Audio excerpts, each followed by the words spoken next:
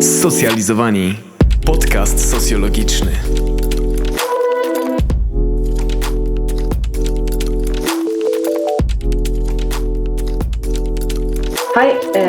Hello everybody. My name is Marta Halena.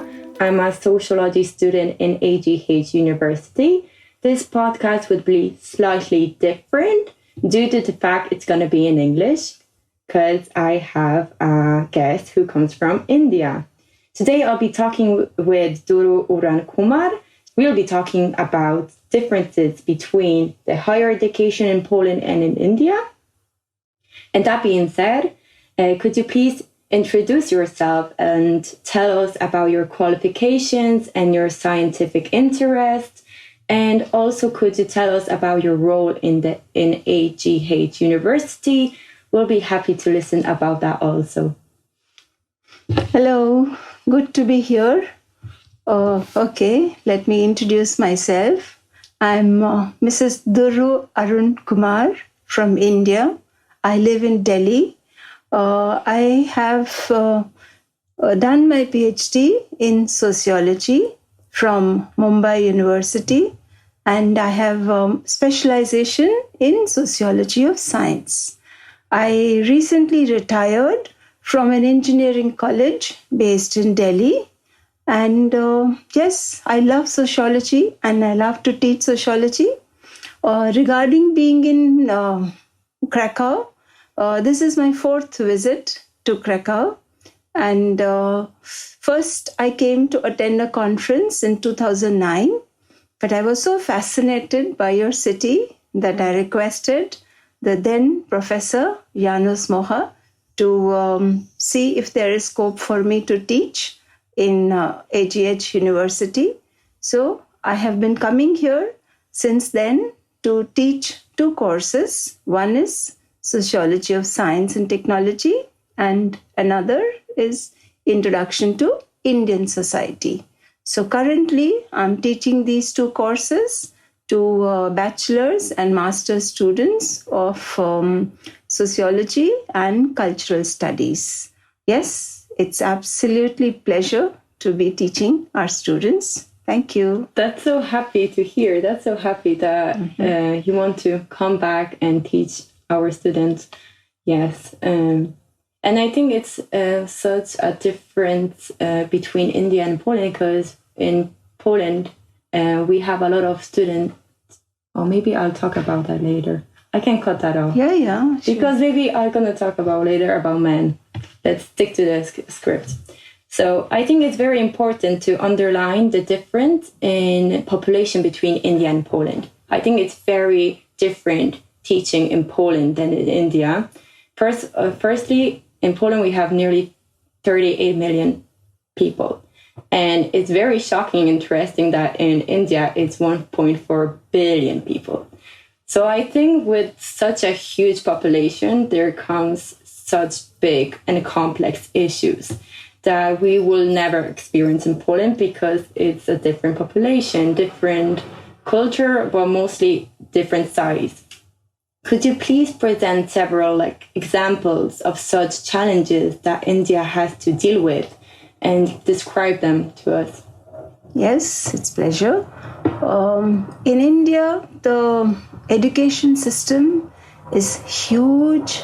We have second or third largest science and technology manpower in the world, and we have large number of higher educational institutions. And of course, engineering education is in demand.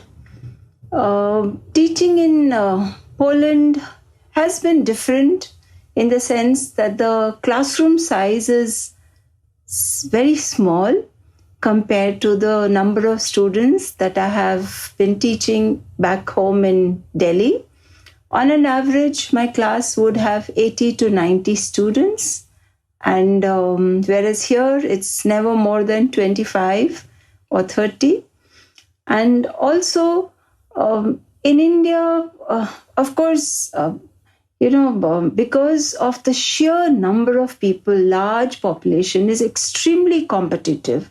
And education provides a dream to change their economic status, particularly engineering education, because as it is well known, India's strength lies in software industry. So large number of our educated young people are working for multinational corporations who focused on IT industry. So yes, teaching in India is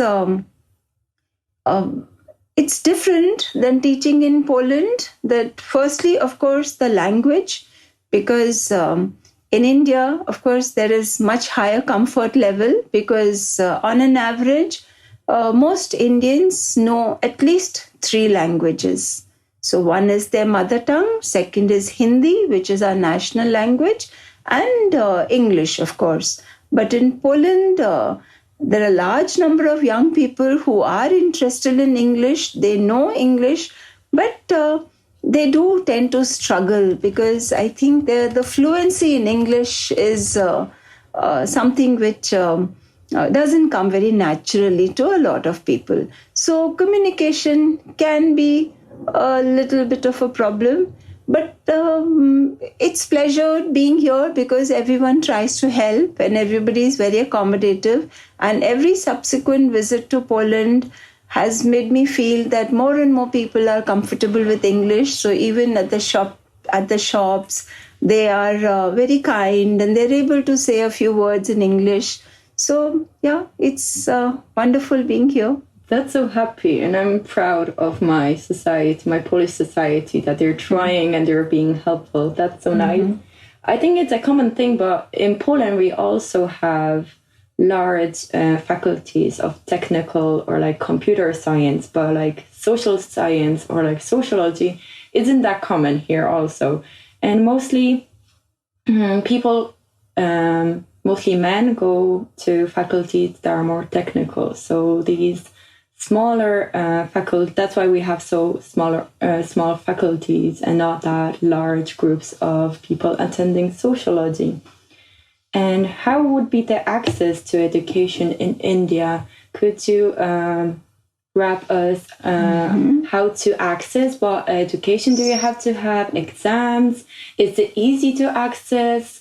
And how everything about that? So education system is very accessible in India, but the educational institutions are almost kind of a hierarchical system, in the sense that there are institutions which are known to be excellent in terms of their quality of education and also placement.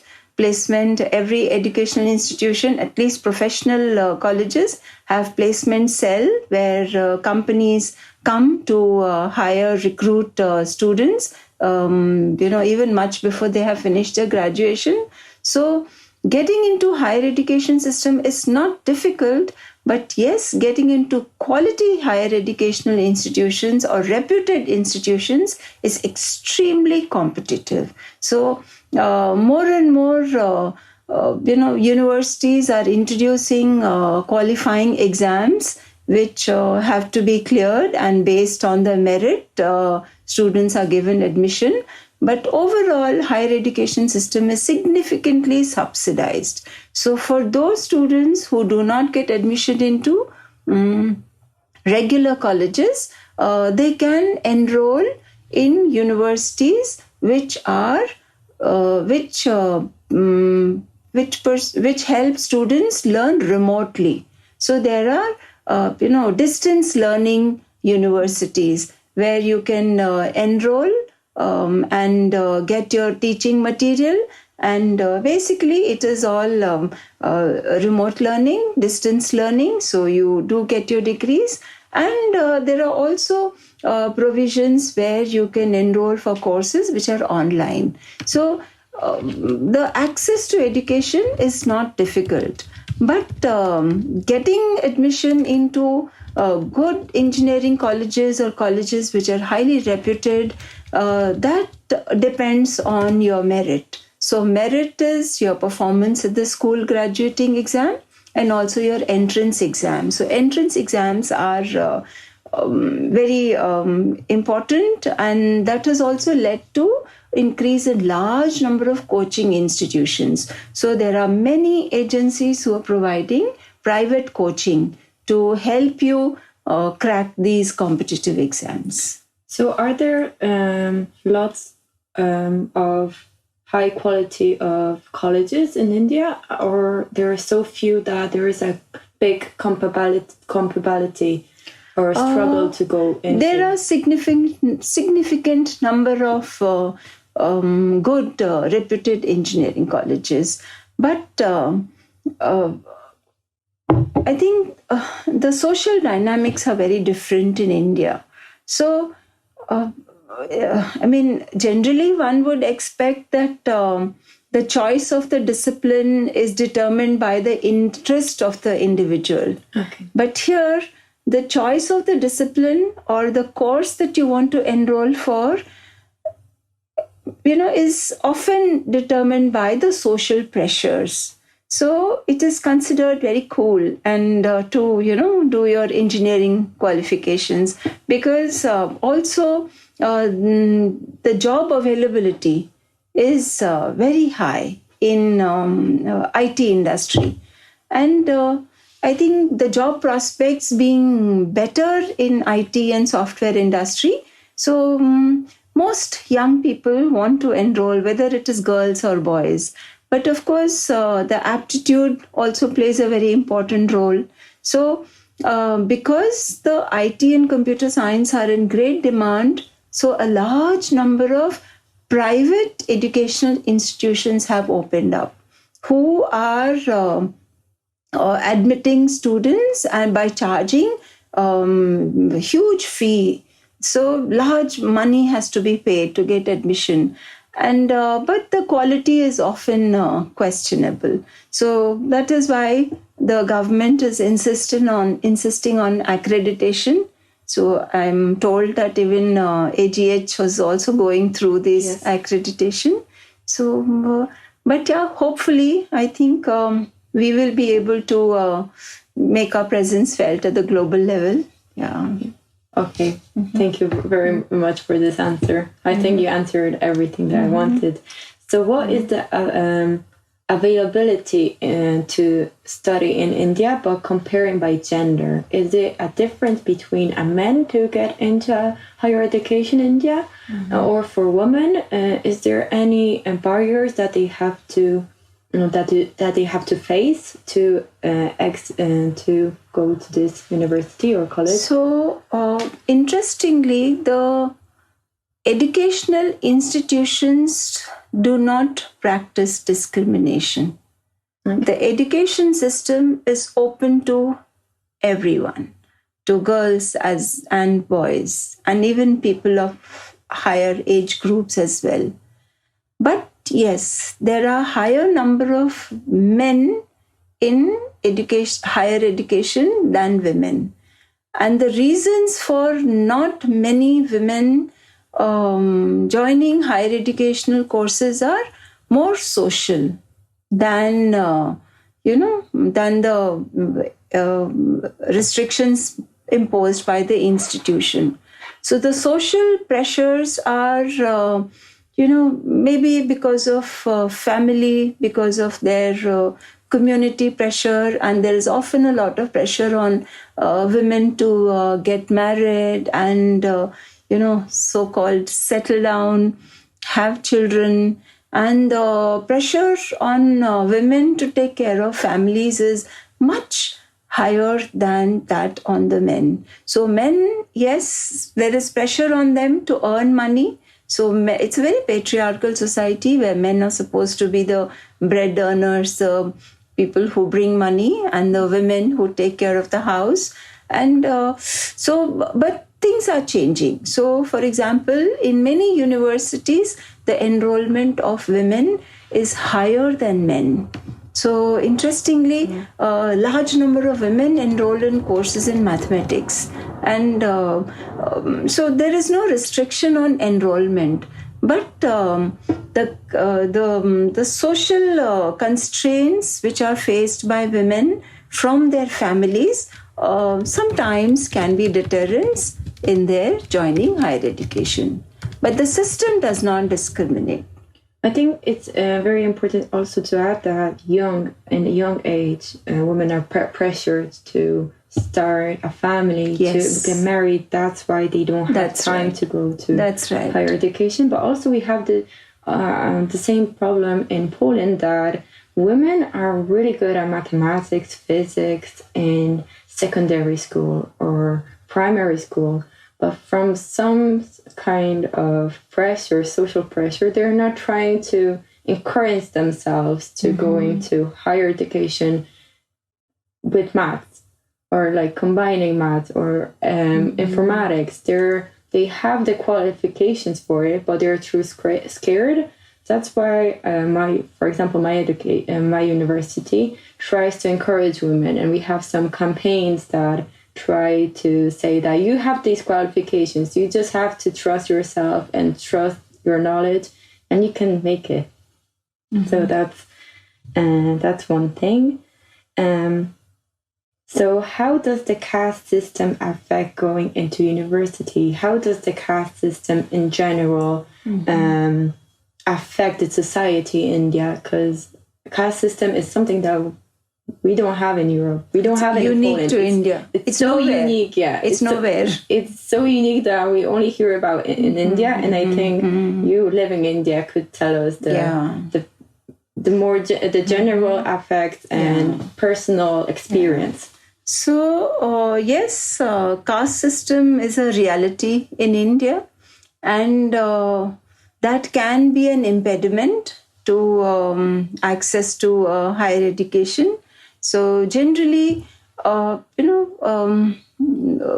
and girls belonging to upper caste or higher caste or Brahmins, they have advantage of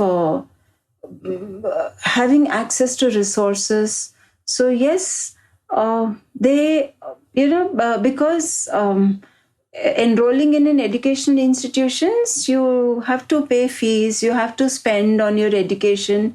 So the upper castes, do belong to economically also higher status. So they're able to afford it. But the lower caste people often, so they face several, barriers. One is because lower caste people economically are also not well off. So the responsibility on them to earn, to look after family is much higher. So they quickly want to get into jobs. And second is that these lower caste people, maybe there is issues related to lack of awareness or social pressures, but things are definitely changing, and I think internet has played a huge role where their level of awareness has increased. And secondly, these government has initiated some affirmative actions. What we mean by affirmative action is that they have adopted this policy of reservation of seats. Reservation of seats whereby they use some complex method of deciding on reservation of admission seats for the lower caste people. And they call this SC/ST, that is scheduled castes and scheduled tribes. So some of these castes who have been marginalized, who have been economically have not been doing well, or they have been socially excluded, the government is trying to help them come up. So that is how they get admission in the colleges, because the seats are reserved for them. Their fees are waived. Their criteria for admissions are made it more convenient, because government is doing everything so that, the lower caste people also get an opportunity. But I think there are a whole lot of provisions by the system. But it's a mindset of the people which needs to be worked upon. So that... Just 1 second, because I think it's Stopped? Yeah, it stopped. I don't understand why. It's stressful. So sorry for this. Sorry. No, these glitches are expected. Technical, yeah.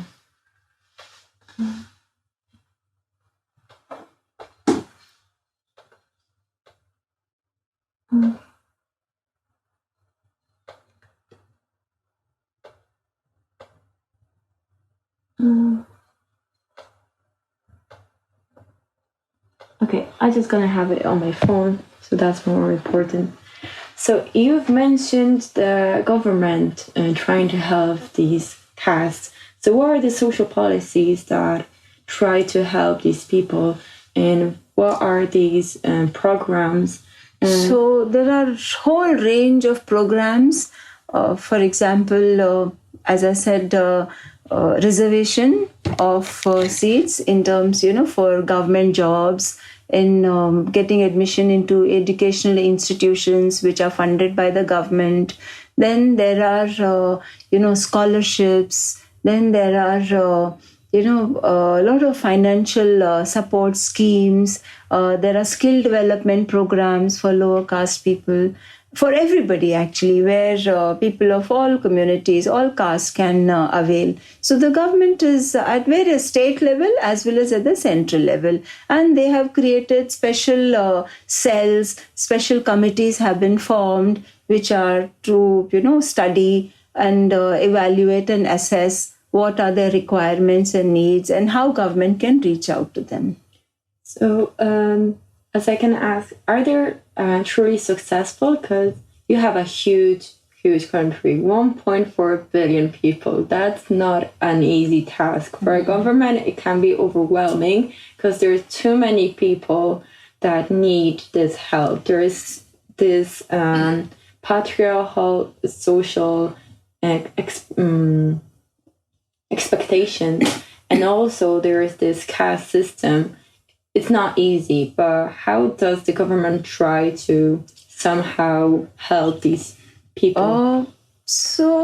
Yes, this is definitely a challenge because India is the largest populated country. So the sheer number of people is huge to, handle.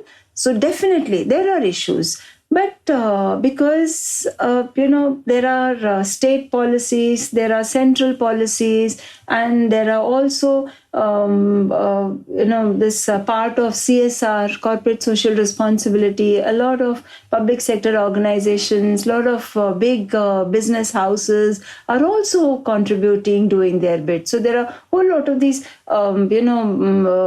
non-government organizations, then also initiatives by the caste themselves has also played a good role in helping them, in their economic growth, in their social growth. So yes, we are still many, many years away from reaching a stage where everyone, has a job and everyone is engaged in productive activities. But definitely efforts are being made.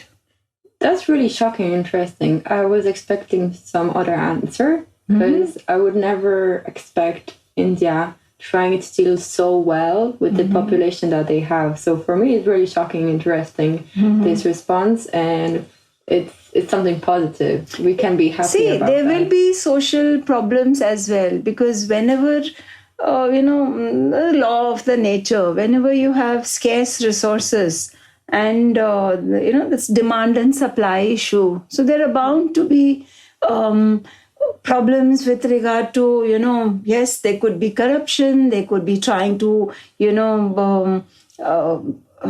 use unfair means to get access to resources. But those issues also we have to deal with it, because clearly the demand is much higher than the supply. But then eventually we hope that, we will be able to resolve these issues, because you do find a change in some states. You do find a change in cities where the law and order is, still better managed. But yes, being a patriarchal society, the attitude of people, or the preference for male children, or these gender inequality, those issues persist. But yeah, we are at it. We are working on it. Yeah, I can tell by statistics that are showing that the development of education is better and better each year. So one day, hopefully, it's going to reach in this spot that you can be all proud from every single point of view. That's really good. And I want to add something that you have told before, that you have to pay for your higher education. In Poland, it's all for free. Yes. And we have private and public institutions, but there's so many public institutions that everybody, if they're willing to study, they can study. The only problem is that the big universities in big cities, they're all crowded. There's a huge, people are competing with each other for a spot. There's not that much spots. So if somebody can make it and don't want to go to a lower level of education university, they pick a private one. But there is your choice. You're not pressured to do it. Like, if you want to go for a public, everybody can go. Even in small cities, you can find a university. So I think it's a huge and positive factor in Poland that whoever wants, they can join. I think in Europe, it's not that common. It's only Poland and I think Denmark that have free education. So in India too, the government-funded institutions, it's almost free, because it's very, very subsidized. So what students pay as fees are probably 1/7 of the expenditure which government is doing. So in that sense, getting higher education in India is not costly at all. And there are enough other provisions whereby so if you have, based on merit, you can get fee waivers, you can get scholarships, you can, pay only part of the fees. So, but private institutions are very, very costly. And we can see that those, getting admission into government-funded institutions indicates that you have merit. Okay. So those who do not get into government institutions, or those who do not want to be part of this competitive, this rat race, and who can afford to pay huge fees in private institutions, they join private institutions. I think it's very patriarchal by the government telling somebody a marriage can help you access easier to a university. That's quite shocking. So there are hundreds and thousands of people who are enrolled in these distance learning universities, educational institutions, where you don't have to be physically present. So that gives you a lot of flexibility. You can be doing a job in the daytime, you're working, and weekends you're also attending classes. You are and these degrees are also recognized. Okay, that's something positive. So you have been 4 times to Poland, and you have spent here some weeks, a month every time. So that's 4 months in Poland altogether. And have you observed any cultural differences between two countries, between Poland and India, around the university or the way of teaching? But mostly, have you noticed some general interesting and shocking situations, experiences that you have seen, or have you gone through cultural shock that you want to talk about? I think the first most important observation that I have about Poland is it's extremely clean. It's very well organized. It's very clean. It's very, because probably I have come during spring and summers. So it's very green. Your country is absolutely beautiful. And I don't get tired. I do much more walking here than back in India. So I walk every day 4 times to Babylon, to and fro. And that main square is absolutely amazing. And I have been around to various tourist places, and I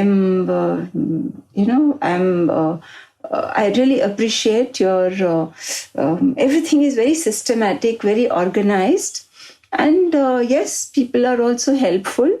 But one thing, it's something different for me coming from India, because in India, since we are a large number of people, and maybe because in India, I'm very, there is more familiarity with people around. We are a little more informal. So if I have to meet a friend, if I have to see a colleague, I'll just go and knock at the door. And she's free, she'll call me in, or we'll have a conversation and talk about it. Maybe we talk in the corridor. But here, if I want to meet a colleague, I have to send an email. I have to first take an appointment. So I can't just, land up in somebody's office. So I don't know whether I'm wrong in my observation or... No, I think it's correct. I think Polish people tend to be really strict with their jobs. They have their working hours and they're strict with it. So having somebody to talk is just taking away the precious time before they have to work there more and then go to their houses. So I think I've never noticed that, but I can tell that because it's such a Polish thing. Yeah, because in India, I'm checking mails all the time. So even office mails, I tend to reply in the evenings. I'm sharing notes in the evening or in the night time when I get free time to... but here I find all academic activities are done only during working hours. Yes. So you should not expect a reply from your colleague or from your supervisor if it is related to work outside of your working hours. Yes, we try to manage our working hours. I think it's not in every field of working, especially IT or some other faculties and some other works. Also in India, if I need to buy something, I just go out and there would be surely some shop open. Okay. But here I have to plan, because last Sunday we walked for miles and miles and we didn't find anything open and we were desperate to buy something. So it is good. I mean, I appreciate it because it helps you organize your life better. It's a new thing that on Sundays we have shops closed. So everybody, I think, is all stressed when it comes to Sunday. They have to plan your weekend, your weekday to...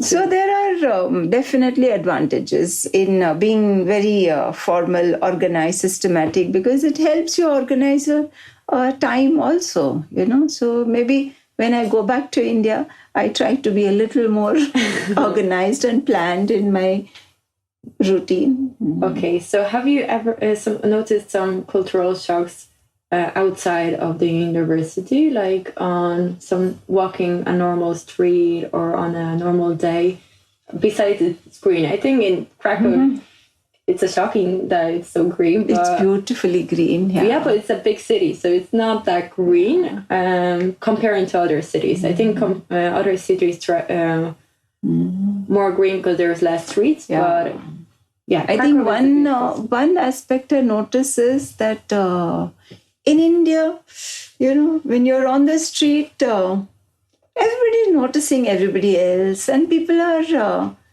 equally interested in what's happening around. And, there are all kinds of people who are just watching, who are just there for fun, who are going for some work. But here I find everybody has some objective. They just, They have the goal and they're like straightforward to go there. Yes. So this is culturally, it's different in the sense that suppose I decide to go for a walk, I find everybody is, walking briskly as if there is something waiting, and I feel, why am I wasting time? No, let me also plan and do something.